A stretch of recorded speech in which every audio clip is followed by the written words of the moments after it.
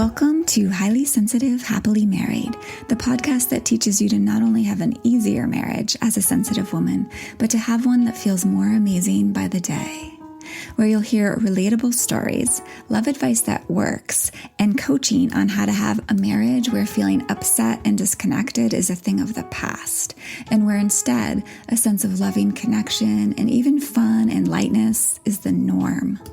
I'm Hannah Brooks, highly sensitive person, love expert, and marriage coach, and I'm so happy to be on this journey with you.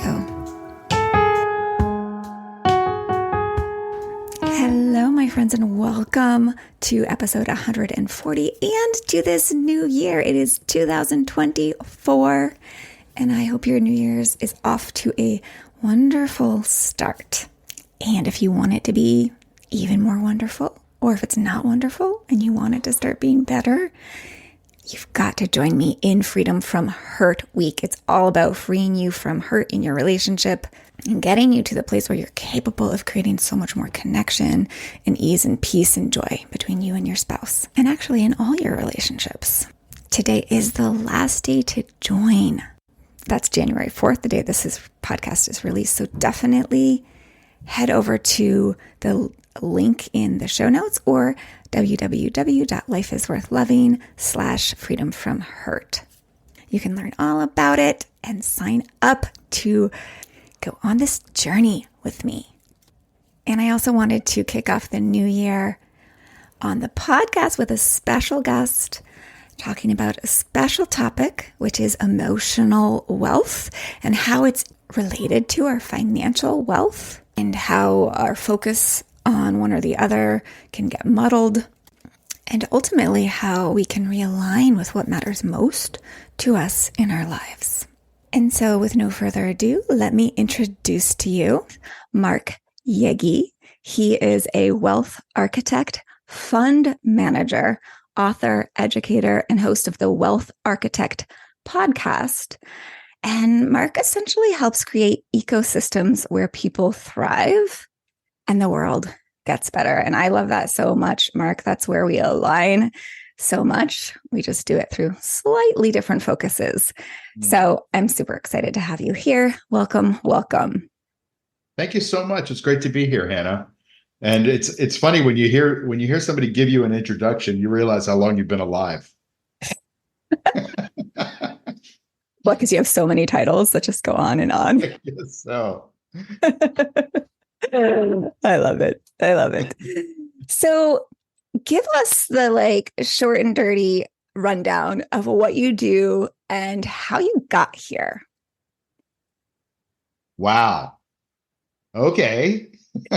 Nothing like starting me off with like a really daunting task. Okay. So let's see. I'll just give you the current situation. So I travel. I'm on country number 65 today. I just got to the Philippines. My goal is to knock out 100 countries because I love meeting new people, experiencing new cultures and food and learning stuff. I'm a lifelong learner, have been since I was a kid when I found my dad's How to Win Friends and Influence People book on his shelf. And it changed my life from, being a bullied kid to a kid that became a fairly popular kid. And I owe it all to that book. And then for the rest of my life since then, I've just been in personal development. So I've got two tracks, personal development and financial stuff. Like I run a couple of hedge funds and I have a mastermind group and a bunch of courses where I teach people how to invest. And so the wealth part of it is also a theme, but it also kind of starts to mesh together with personal development. So I'm not sure that's what you wanted to hear, but that's of what we got going on these days. Yeah, I love it. And one of the reasons I wanted to have you on the podcast is this meshing of wealth. And I oftentimes think about it as there's emotional wealth and financial wealth, and they're somewhat separate, but also they're not always separate. Yes.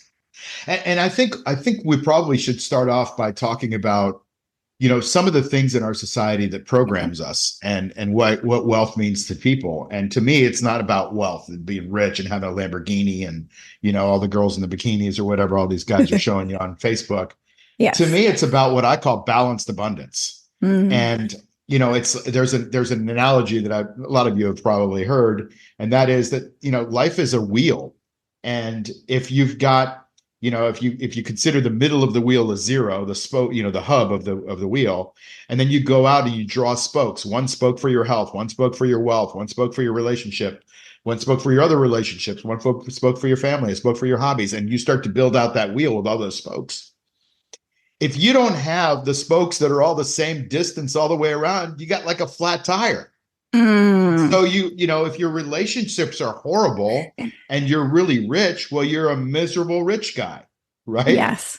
Or Yes. if you're like a big blob sitting on the couch that doesn't have any energy because you've been working so hard, you might be really wealthy, but you've got no energy because your health is not good. So everything's got to kind of work together. So that's why I call it balanced abundance rather than wealth or money or whatever. Because to me, it all works together, Hannah, Yes. Yeah. I think that's such a great analogy or metaphor. Yeah. And there's a lot, I think it can be easy, let's put it that way, to have flat tires in our society, as you put it, flat tires. For sure. Yeah. Well, it does go back. I mentioned the word programming, and I think, that we have some issues with the way we're programmed because I think we all agree we're programmed in some way or another, right? We're programmed by the TV or by the phone or by our family or by, when we were kids, we were sponges. So whatever was in front of us was programming us. And I call it conditioning, but 100%. Yeah. Right. Yeah. And so I think we all know that we are programmed to be consumers. I mean, 70% of our economy is consumption. Yes. And I was getting on a plane to come from Thailand to the Philippines today. And I was behind some kid. He's like 14, 15 years old. And he had a really nice iPhone, right? Newest iPhone. And he had a Coach backpack. Now, I don't know, but when I was 14, 15 years old, I mean, it was a nice backpack, but do you need a Coach backpack, like a $400 backpack? And I started to think, why does I don't know, it probably has nothing to do with anything I'm talking about, but why does a 14 or 15-year-old need a Coach backpack that, in 3 months is going to be destroyed? And, they spent $400 on it when, I don't know. Anyway, it's a different set of values. Yes. And so we're programmed that wealth and a relationship is all about, it's all about, what people look like and what they can give you. I remember, I'm single. So I was talking with a girl a few months ago and I was on a trip and she said, "What are you going to bring me?" She was back in the States and she says, what are you going to bring me? That's what guys do. Huh. And I'm like, wow, here I am traveling for 6 months in a couple of little backpacks around the world, which I enjoy doing. And it's everybody for sure. And this person is like, totally has no sensory acuity and says, just carry a bunch of stuff back for me because that's what guys do. It's just, I felt sorry for her a little bit in the programming. Yeah. So. Yeah. And of course it's easy. Like you said, like, it's not like any of our faults that we get programmed that way. It's like the air we breathe. We can't help but take it in. That's right. But yeah, I think, and it's interesting, I think there's a misconception here, right, about what brings happiness. And I think that's what, I don't know, you tell me your opinion on this, but I believe that the reason we want stuff aside from our programming, or we're programmed to think stuff is what brings happiness, because what we're looking for is an emotion. What we're wanting is an emotion, right? The emotion of happiness or power or safety, these types of emotions, right? But we go about it by accumulating stuff or wealth. And what can happen is that we actually it doesn't actually, like, because material goods and money by themselves don't equal happiness, doesn't equal true security, right? Like, doesn't equal fulfillment. And so it's a backwards way of trying to get what we all need, which is emotional well-being. Yes. We run in a direction because that's the only direction we think we're supposed to run in, right? Yes. When we're going back to that program, we go to school. Why? So we can get into a good college. Why? So we can get a good job. Why? So we can buy a big house and be in debt to the bank. Why? So we can, attract a better spouse. Why? So we can have a family. So we can finally retire when we can't move anymore and watch Fox until we die or whatever. Right. And it's like, that's the track. That was at least the track that, a lot of people in my life we're Yeah. on. And people just don't choose their track. So, Yeah. like you said, it's not their fault unless now they're aware of it. And by the way, Hmm. everybody, you're all aware of it now. You've got to actually start thinking about what you want, what's really Yes. important. I can tell Yes. you this. I've had the cars, I've had the airplanes, I've had the houses on the water in Florida, I've had all that stuff. And you all know this. When you buy a new purse or you buy a car, it feels great. There's no question you get a big dopamine hit for a while. But Hmm. after a couple of months, it's transportation, or after a couple of months, it carries your makeup. And it doesn't bring you that happiness. But you know what does bring you happiness? Relationships. Yes. Relationships. They bring you the happiness, right? Think back Yes. to all the great things that happened to you in your life. You're probably not thinking, it was when I bought my first house. Like, no, it was the feeling that you had with the person that you bought the house with. It Yes. was the laughter that you had when you went on a trip somewhere with somebody. It's not the thing, it's the feeling, like you said, like the emotion that you get. It's Yes. what and that's what makes life for us, right? It's for me, I'm Absolutely. just going around seeking places where I can laugh because I don't laugh Yes. enough. Yes. Yes.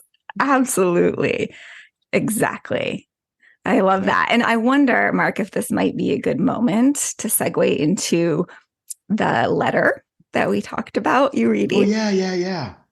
Yeah, it was interesting. I was reading one day, I read a lot, and I happened Uh-huh. to run across this letter that Albert Einstein wrote to his daughter Liesel.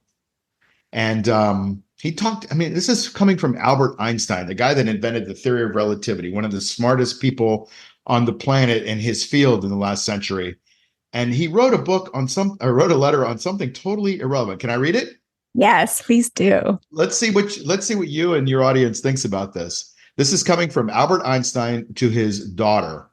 And it says, when I proposed the theory of relativity, very few understood me. And what I will reveal now to transmit to mankind will also collide with the misunderstanding and prejudice in the world. I ask you to guard the letters as long as necessary, years, decades, until society is advanced enough to accept what I will explain below. There's an extremely powerful force that so far science has not found a formal explanation to. It's a force that includes and governs all others. And it's even behind any phenomenon operating in the universe and has not yet been identified by us. The universal force is love. When scientists look for a unified theory of the universe, they forgot the most powerful unseen force. Love is light that enlightens those who give and receive it. Love is gravity because it makes some people feel attracted to others. Love is power because it multiplies the best that we have and allows humanity not to be extinguished in their blind selfishness. Love unfolds and reveals. For love, we live and die. Love is God, and God is love. This force explains everything and gives meaning to life. This is the variable that we have ignored for too long, maybe because we are afraid of love because it's the only energy in the universe that man has not learned to drive at will. To give visibility to love, I made a simple substitution in my famous equation. Instead of E equals mc squared, we accept that the energy to heal the world can be obtained through love multiplied by the speed of light squared. We arrive at the conclusion that love is the most powerful force there is because it has no limits. After the failure of humanity and the use and control of other forces of the universe that have turned against us, it is urgent that we nourish ourselves with another kind of energy.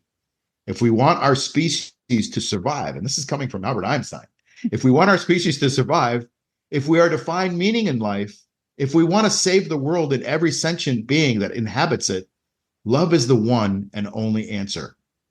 Perhaps we are not yet ready to make a bomb of love, a device powerful enough to destroy the hate, selfishness, and greed that devastate the planet.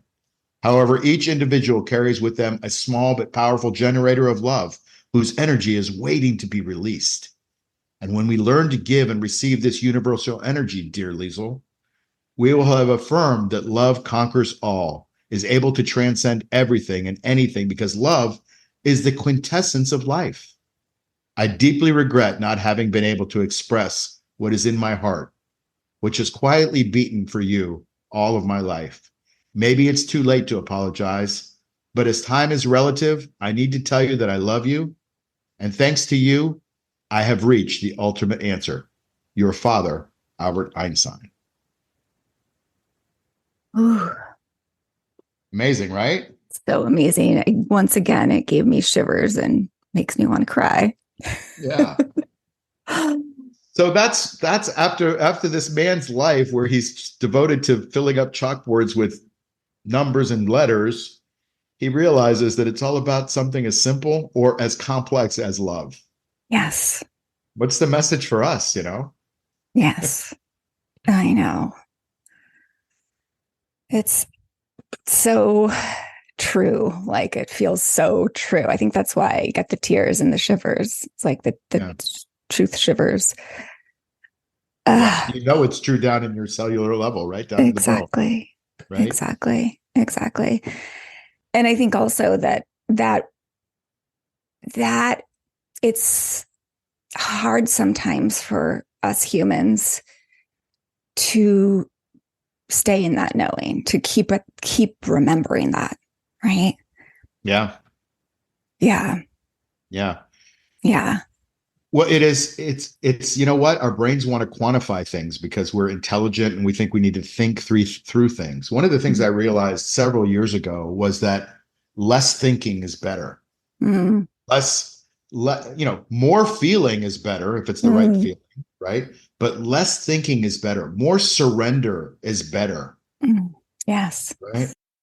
I'm curious. You said something, and this might sound redundant, but I just want to see what else comes up for you to share with us. Is this idea that you've shared? The quality of our lives is in direct proportion to the quality of our relationships, and of course, I couldn't Yeah. agree more. Uh, as a wealth specialist, I'd love to hear a little bit more on that from you. Well, it's funny because I'm talking. I feel like I'm talking to the relationship expert over there, but it is. I believe that relationships in your life, and it doesn't have to be your significant relationships with your wife or spouse or husband or what Yeah. significant other. It's just relationships in general. And I really believe in the power of quality relationships, whether it's friendships, family relationships, or romantic relationships, because those magnify your life, right? Think Mm-hmm. about the last time that something really good happened to you, or maybe you just saw a really good movie, right? Didn't you Mm-hmm. want to go tell somebody about it? Mm. You know, Yeah. I go to Greece a lot, and one of the things I make fun of the Greeks, but it's everywhere, right? They go in the water, and the water is freezing cold, and they're like, "Come on in, it's great." Like, even though they're miserable, they want somebody else to come in there and be miserable with them because they know that after a couple of seconds of misery, it's really great. And so Yes. everybody wants company. Everybody wants to have a good relationship because it magnifies this Mm. experiment that we're under in life, right? And so I think I really do think that is important. And Yeah. but the biggest relationship that you have to be happy with is the Mhm. one with yourself, 100%. right? Well, Because if and and go ahead. I was just going to say, like, that really does determine your relationships with others as With well, like on others, a deep, right? extreme level. If Yes. you can't love yourself, and it's hard to love yourself because we are hard on ourselves just in Yep. general. Like our Yep. self-talk is negative, and we see all these other people in our brains, our comparison mechanisms, and we see other people doing better. And so we feel inferior and we have some self-talk under all that. And Yep. it's such a shame because uh, Dan Sullivan and Ben Hardy, Dr. Ben Hardy, wrote a book called The Gap and the Gain. And you don't have to read it. I'll tell you what it's all about, although I highly recommend you do read it because these guys really write great books. But The Gap and the Gain is about how we as humans are always focusing on what we don't have. That's the gain that we could get. So we look to the future and say, let's go for that. But very rarely do we just stop and look back at our lives and go, wow, I've done all that. I've been all that. I've created all that Mm-hmm. and appreciated where you came from so that you can easily transition to where you're going. And Yes. that gap is it's lessened by the relativity between what you've done and what you have the potential to do. Mm. I have a whole episode. I don't remember what episode it is right now. It's called Celebrating yourself or something like that is really all about how we don't slow down and recognize all we've done, who we are, how amazing we are, and how important that is. And I have a group called Light Circle, and it's a newer project. I've started a lot of masterminds in my life. This is number 7, and I'm really proud of this one. This is the ultimate one. It's balanced abundance. It's profound spirituality. It's pure relationships. It's fulfilling travel. There's a few other foundational principles but in there. But one of the things that we do is we have what are called little light spheres, which are 4 to 6 people in a group, and they're kind of an accountability family for each other. And so they're going to keep you on track, and they're going to keep you focused on the goals that you set for yourself to live the life that you want to live. But you know what I realized is something you just said is the most important thing of this is that you have a group that's going to celebrate you when you win. Yes, exactly. Because that's the thing that's missing in our society is we don't celebrate enough. We set goals and we go, okay, I'm going to do this, this, this, and this. And then you get to them and you go, okay, I got to that. Exactly. All right, what's next? What's next? Exactly. And you don't wallow in the joy of all the things that you've been and done to create what you just look back and look at the gain that you've just done and celebrate it. And these other people will celebrate with you and you will celebrate with them. And it makes it so much sweeter. I agree that having that community, I also run a group program, and that is one of the most beautiful parts, right? Is having those relationships where they are sort of helping you slow down and recognize how wonderful you are and helping you relish and soak up and celebrate yourself. It's so powerful. And this just goes back to the power of relationships too, with yourself, but also with others. I've actually spent a fair amount of time thinking about and considering, how it actually helps our financial wealth to have good relationships, and how investing in our relationships is good for us financially. What have you come up with? Well, I think of course, I've looked at this most in depth around marriages and life partnerships. But I've broken it down. I actually have a whole podcast episode on it. I think it's episode 26, and it's called Happy Marriage Value. So literally the value, both financially and more emotionally, we could call it. I like to think about it in 2 categories. There's the tangible wealth that we get from relationships, right? So that could literally be financial, right? And then on the other hand, it's the intangible wealth. And that's some of what we've been talking about, what Einstein's talking about, right? Like the emotional nourishment and deep meaning that they provide our lives, right? Yeah. And but I think some of the more concrete, more tangible things are like the research that says that having healthy relationships literally extends our life by 4 to 8 years. I agree. Yes. Yep. And what is that? That's other study. Like if we spend 20 minutes a day working on our relationships, instead of those 20 minutes working out, we're going to be way better off and we're going to live a longer, healthier life. Yes. And then there's the just literally like the question that I'm asking you. I'm curious what your input is on this too, is like, how does it help our wealth to have healthy relationships, particularly marriages? I mean, and to me, it's like so obvious. Like one basic one is like, especially if we're cohabitating, right? We don't have 2 houses, we have 1. Right. We don't have, like I talk about certainly how if we're divorcing, if we're separating those assets, there's not only living in 2 separate houses and the expense of that for however many years into the future, but then there's also the cost of divorce, which, 15 years ago was 20,000 average in the US. It's probably a lot more in certain situations. My mother and father spent $500,000 to get divorced. Yeah. So yeah, like the 20,000 is definitely the low end. Ridiculous. Right. Right. And so, I mean, I think there's probably a lot more. There's, I don't know, do you have any financial benefits that you see of being in a healthy, happy marriage? There's no question about it. I mean, we could have another podcast on this one, but you Yep. you touched on a couple of things with your observations and your question, and let's start with the second part, and that is, does it have an impact on the relationship, and vice versa? Yeah.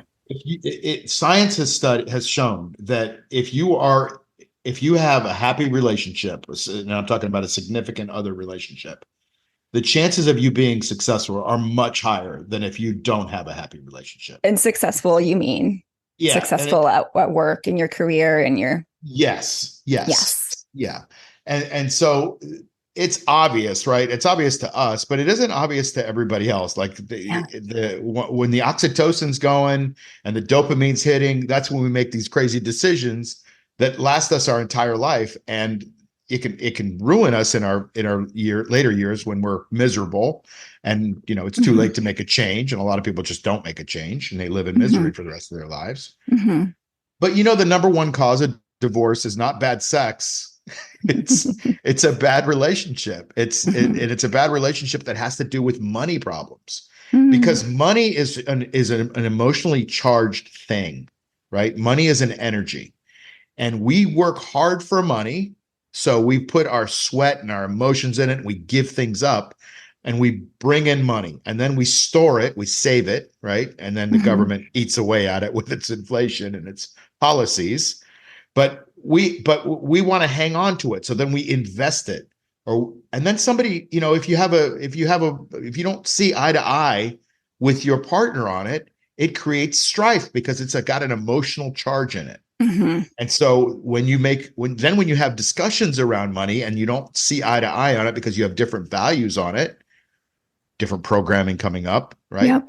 Then now you start to pull at that energy. That energy starts to pull because it's got these little attachments, these little tentacles that go into the emotional parts of the cells and the nerves, and they pull at us, right? Yep. And so that's the problem with these emotions, is that if we're not completely aligned on money, it can be a killer for a relationship. But if we are completely aligned on money, it can be an amazing enhancer of a relationship. So that's the second part of the thing that I want to talk about. The first one is relationships have been proven. There was a book written by Dan Buettner called The Blue Zones, which a lot of people have read. You may have read it. And it showed that there were 6 places in the world. I think a place in Greece, in Ikaria, in Sardinia, in Okinawa, in Japan, in Alaska, and Costa Rica.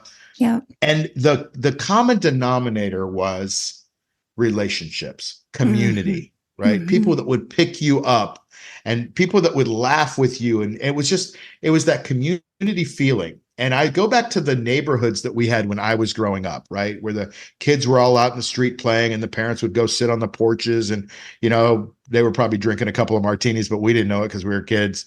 And, everybody was kind of communing, and I don't think that happens so much anymore. And I think that, so all of that, to your questions and musings, there were, that the relationships and the significant relationships that we have in our life definitely enhance or detract from our financial wealth and well-being. Yes. No question. Yeah. Yeah. And right, exactly. Enhance or detract. Yes. Yeah. And I think it's important too that one thing I want to make sure I introduce to the conversation is that just because a relationship isn't great at the moment, right? Like, everyone listening to my podcast should know this, right? If you've listened more than one episode, we have a ton of room within our relationships to make them great, even if they're not good right now. And I think sometimes what happens is we aren't willing to invest in those relationships, to get the support, to get the help, because of our finances or our concerns about finances. Or the stigma around finances, or our embarrassment. because Yes. we're not the provider that we thought we could be, and Yes. the other person was expecting us to be, or we think the other person is. There's so much around it, right? Or right with women, there's often, because my listeners are mostly women, not only, but like oftentimes there's like, well, some deeper seated conditioning programming that's like, well, I'm not like, I don't get to use money for myself, right? Like it's Yeah. selfish to invest in what I care about because I got to take care of everybody else. Right. Yeah. But then what happens, right? Like what we've been talking about, like the cost. What's the cost of not having those healthy relationships? Yeah. Well, I have this saying that I say, choose your pain, right? You Mm-hmm. can either go to the gym and have the pain of working your muscles and having your muscles get in good shape and, get repaired. And when they repaired, they're sore and you don't like, going to the gym because it's hard. There's that Yeah. pain. Or Yeah. there's the pain of being totally out of shape. And when you need to run through the rain because it's raining and you want to get to your car and stay dry and you slip and fall because you're out of shape, there's that pain. Or the Mm-hmm. pain that people make fun of you, or the pain that you won't see your kids graduate or go to their Mm-hmm. wedding.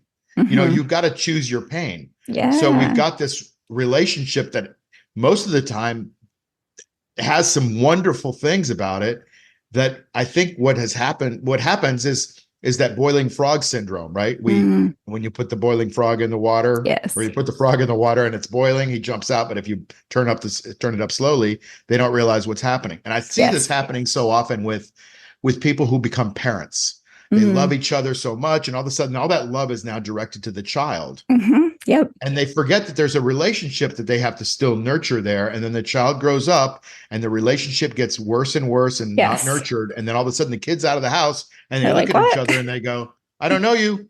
Yep. Exactly. Got to Exactly. choose the pain. You got to be in that thing. You got to schedule the time to make that Yeah. relationship work. Yeah. And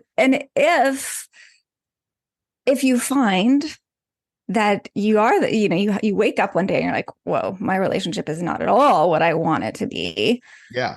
then it's not like, okay, just leave, right? It's like Right. there's so much to be done there to help that particular relationship. And it will take an investment of some sort. So that doesn't have to be money, although getting help is amazing and the fastest way to and most thorough way to revive the relationship and make it what you want. But there's also the investment of time and the investment of energy. Yes. And those things are, you're going to have to invest more time if you're doing it on your own, right? Like, Yeah. um, and more energy Well, and because you're you trying to figure it out on your own. and somebody like you has the tools and techniques and has studied it and can give you the shortcuts, for lack of Yes. a better word. I know your job is not about shortcuts, but Well, that's but not what you compared do. to But going it on your own. well, yeah, I mean, you're not, Yeah. if you have a heart problem, you're not going to do your own heart surgery. So, the guy that does 1,000 heart surgeries in his career has probably got a better way of doing it than maybe, the guy that just graduated from college or whatever, or even Exactly. you. So, Or studying it in a book. It's like, oh, look, here's some exactly. instructions for heart surgery. Let me try it. Step A, rip open the rib cage. And I Okay. think that's what a lot of people end up doing because of all this programming around money and because of our Yes. cultural, pushing towards money is what matters. Stuff is what matters. Retirement savings accounts are what matters. But like, what happens when you get to retirement and you're completely miserable with your partner? That's not a good life. Right. Yeah, that's right. And we don't think that, well, we forget to think that there's still a relationship. We think, okay, we're saving for retirement. Yes. And when we get to retirement, we'll have X amount of money because that's the programming. Right. But if you strip out the money, when you get to that retirement, there's still those two people that have to look at each other every morning, probably more so than when they were working. And Right. they still have to realize that there's love there and there's memories there Yeah. and there's common values and things that could have been nurtured and can still be nurtured. And Yes. then the money makes it easier if you got it. Yeah. But if it's not there, you still have to figure it out, right? Exactly. Exactly. Yeah. Because you don't want to be that person who goes through life with financial wealth, but emotional poverty. Exactly. Yeah. Yeah. So I'm curious for you, like we've Yeah. talked about, like most of us do know what to do to have more emotional wealth, we could call it, but we just don't do it. So do you have any tips to help people be able to do it, right? Realign with what it is that is truly most important to them and then live that. Yeah, I mean, I do. I have, like you, I have processes and procedures and Yeah. retreats and things like that that help you kind of discover what you really want in life. Because I just don't think people really ever sit in silence in our culture. Mm. And to me, that has been one of the most life-changing things. And I'm a guy that comes from, the wealth programming. You got to go chasing after the money and all that stuff. And I'm, Wall Street and all that. But at the end of the day, like Einstein pointed out, none of those left brain things matter. What matters is the right brain stuff. And for me, it's stillness and quiet. Mm. And I meditate a couple of times a day. And to me, that's been the biggest opener of my peace, Yes. is that I make the time to do it. Now, I went to a Deepak Chopra thing, I don't know, it was 20 years ago, probably now. Mm-hmm. And I remember this one saying, and it was, everybody should meditate for at least 5 minutes a day, unless you're too busy, and then you should meditate for an hour. Yes, I remember that one. I love that. Which I love. I love it because it makes you think that, look, by meditating, by letting your brain actually take a break, and by having some stillness where the real thoughts that are you boil up rather than the programming that, the stimulus that's around us is keeping all that in. Allowing the real you to boil up only comes out when you let it, when you surrender, when you when you take the lid off the boiling pot, right? You don't see it's boiling with the lid on it. When you take the lid off, then you can see it's all boiling, and you let that boil up. So, long answer to your short question. And that is, first of all, I would say, if you want some real practical tips, schedule some time for yourself to be silent, be in silence. I have a friend of mine who just went to a 2-week, I think it was a 2-week darkness retreat. He sat in darkness for 2 weeks. Now that's the other extreme. I don't think I could do that. Yeah, sounds a little intense.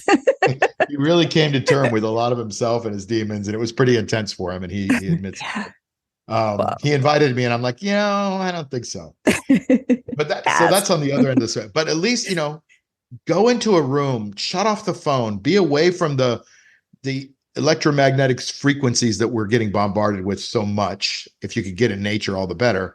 Light a candle, put on some nice binaural beats or some nice meditation music in the background. You don't have to meditate. Just sit and think. Just sit and be. Right? You still be within yourself. You realize like all these things that you'll want to get up and you'll want to go do something, because that's again the programming. But just be, don't do. If you be, then do, then you can have. But so often we think we need to go do, then we can be, and then we can finally have. Right? It's beautiful. Yeah. And there's a question coming through. Like, one of the questions, I think it's a fairly classic question, but is like, and maybe it's after being quiet, right? Maybe it's after being and sitting, asking yourself the question, when I look back on my life at the very end of it, what will I wish I had made important?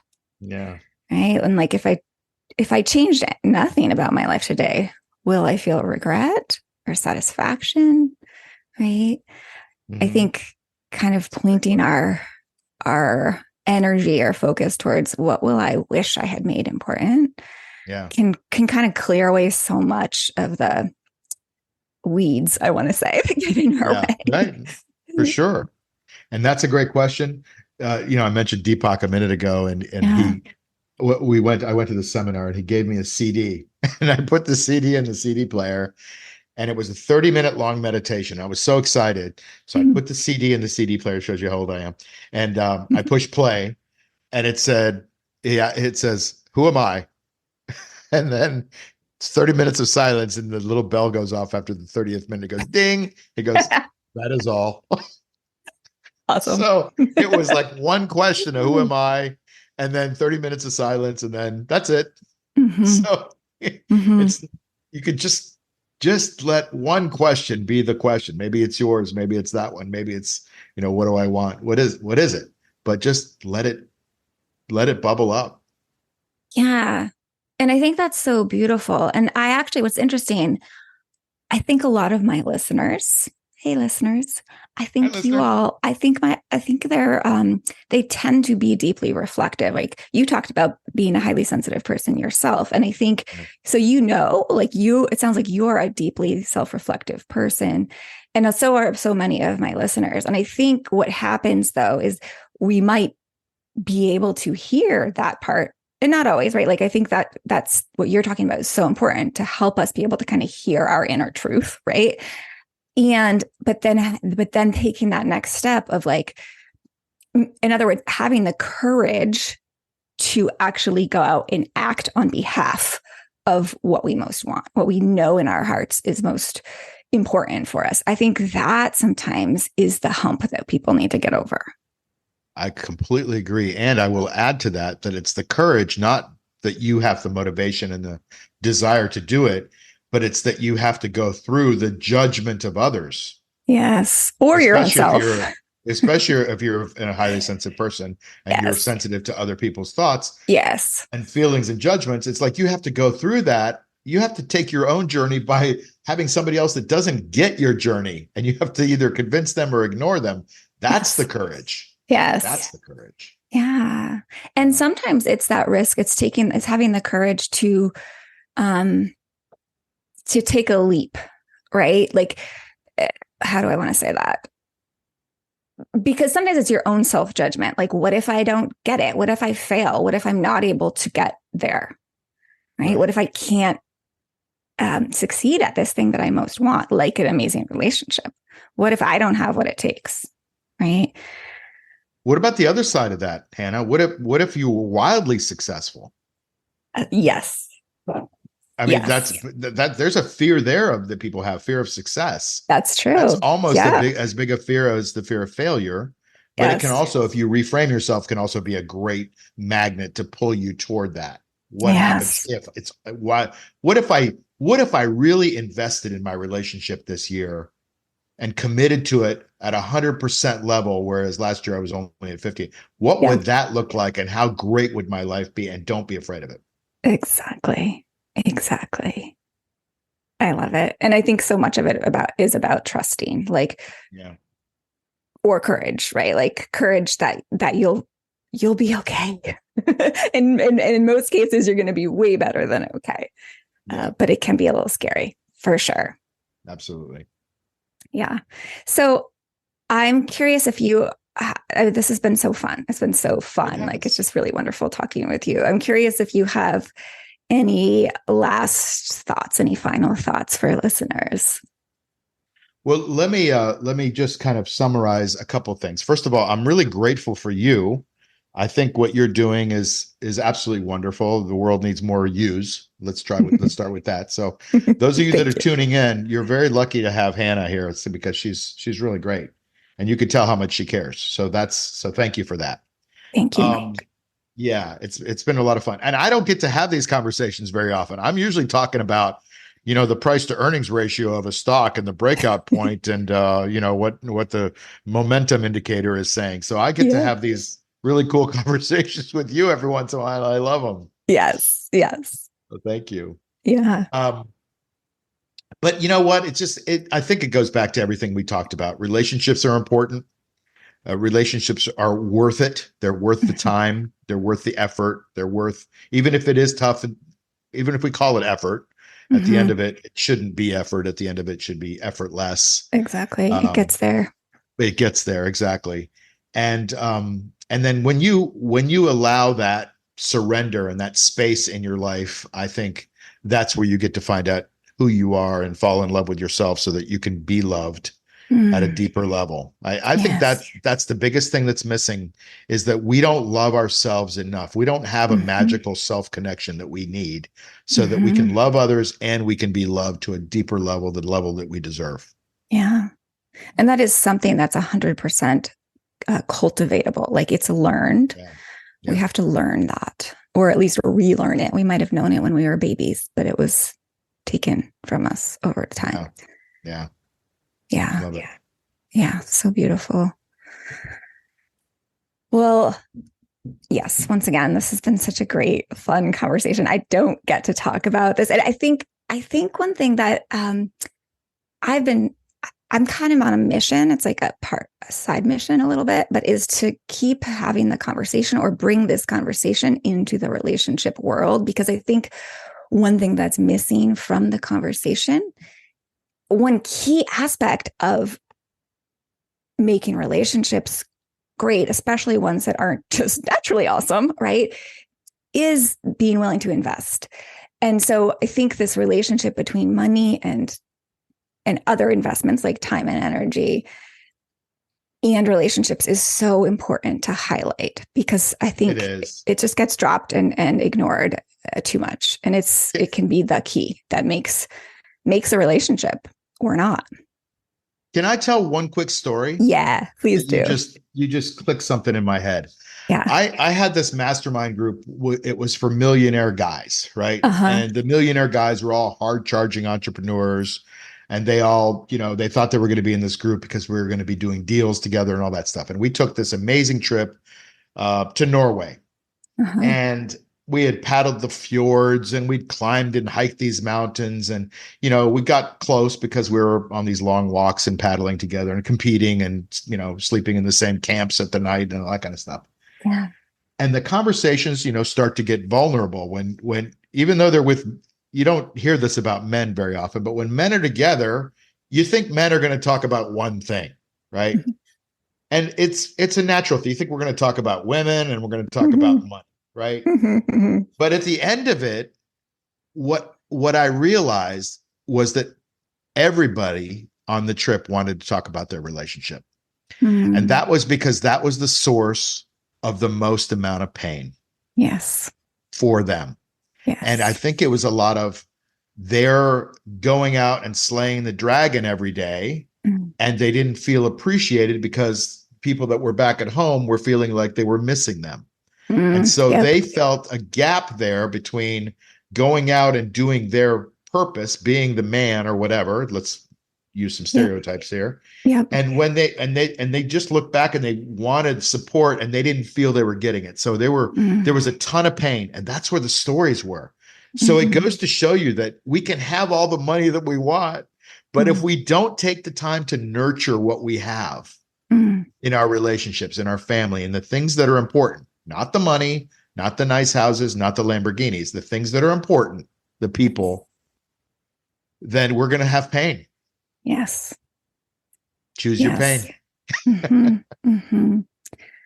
Yeah, that's a sad story and very true. Has a lot of truth in it and power. Yeah. Thank you for sharing that. Stories are so helpful to kind of bring our kind of concept-y conversations to feel more real. Absolutely. Yes. Yeah. So tell us a little bit more about how people can get to know you better, learn more about you and what you do. Well, I've we could talk all the left brain stuff and the money stuff that we want, but my real passion right now is putting people together in relationships through something I call Light Circle, lightcircle.org. But you know what? It's a good time. It's the end of the year, the beginning of the new year. And I put together this little event called Your Greatest Year. And you know how so often what we do is we set a goal. We go, I'm going to lose 10 pounds or whatever it is. Yep. And by the end of January, we quit going to the gym, or we're too busy to do this or that, and we've forgotten about that goal, or we beat ourselves up over having the extra cupcake at Christmas or whatever. And so we don't follow through with that. And it goes back to that conversation that we had in the beginning about the round wheel. And I really believe that if you set goals as a holistic person, rather than just, I'm going to lose a little weight here, or I'm going to make a bunch of money over here. But if you set goals for the whole part of your life, then you will have a much better chance of succeeding. So I put together this event called Your Greatest Year. It's a 10-hour event. It's a commitment to your life, right? But if 10 hours isn't worth your life, then I'm not sure what is. So we brought in 6 amazing speakers We're going to talk about health. We're going to talk about wealth. We're going to talk about a little time management, some relationship stuff. We're going to talk about the things that matter. And you're going to walk away from that with a plan for your life for 2024 so that you can make 2024 your greatest year. Mm. So if you're interested in coming to that, I firmly believe that it could change your life, and it would certainly change part of your life if it doesn't change the whole thing. Yep. You can find out about it by going to lightcircle.org and then put a little / and then all in lower caps, your greatest year. And we'll put that direct link Yeah. in the show notes, of course, too. Yeah. And it's $197 discounted right now. You can still get tickets. And Nice. I think it's going to be absolutely phenomenal. But you gotta sit down for 5 hours a day on the 13th and 14th of January and commit to your life and come out with a plan. That's all. That's the only thing I wanted to talk about. But I really enjoyed everything else that we talk about. Yeah. Wonderful. I think these kinds of things, obviously, I believe in them so much because I do different types of things, but having coming together with others who are focusing on their unique version of the same thing, right? And working together on your lives is so powerful. So yes. I love that you're doing that. Such a great offering. Thank you. Yes. Well, all right. This has been truly wonderful to talk with you. I am a little jealous of all your adventures. Someday have a dream and a goal of doing the same. So I'll be following your footsteps someday in that regard. A dream and a goal is a dream and a goal without a plan. So make a plan, Hannah. Let's go. We actually do have a plan. Somewhere. We have a plan. Yep. 2.5 years from now is when it's happening. So good. We're making actual tangible plans. I love it. Maybe we can have a retreat somewhere in the world together. That'd be a lot of fun. That would be so much fun. It would be. Let's talk about it. Let's do it. All right, everyone. Thank you so much for listening, and be oh so well.